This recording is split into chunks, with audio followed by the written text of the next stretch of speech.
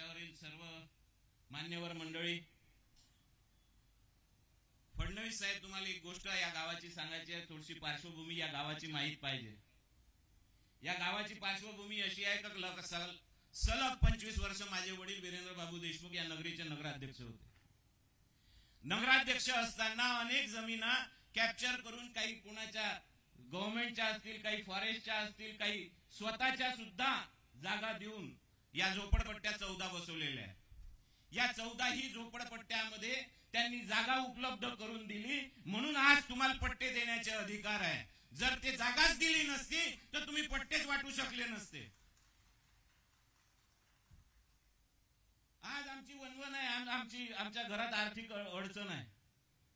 लाखों करोडो रुपयाची इस्टेट माझ्या वडिलांना त्या वाडवडिलांना इथं वाटून दिली आहे, दानात देऊन टाकली आहे.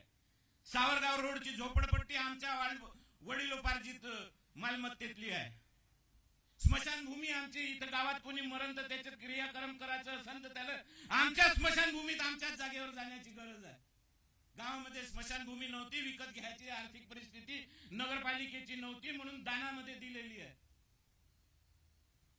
मातंगपुरा असो, तळ्याची पार असो, हत्तीखाना असो, प्रधानपुरा खारी असो, का अनेक वस्त्या अशा आहेत ज्या वडिलोपार्जित आमच्या मालकीच्या आहे.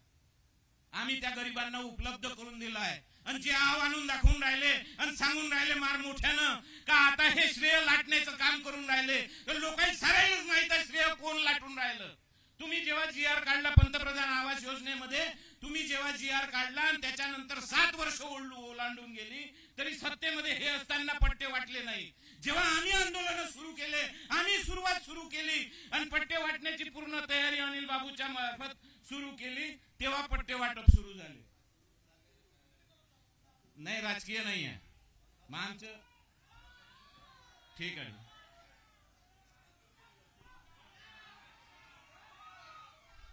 एक मिनिट, काही मुद्दे आहे साहेब.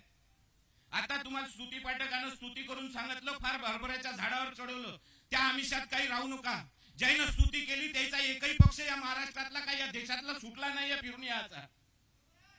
अनेक पक्ष बदलले आहेत, ज्या पक्षात ज्या वेळी गेले असेल, ज्याची सत्ता असेल त्याच्याच पक्षात गेले आहे आणि त्याची स्तुती तोंडावर केली आहे. आणि तुम्ही 10 महिने सत्ता माझ्या हातात द्या, नाही हे कुत्रे पाय चाटताना माझे दिसतील तर तुम्ही माझं नाव बदलून दे जा.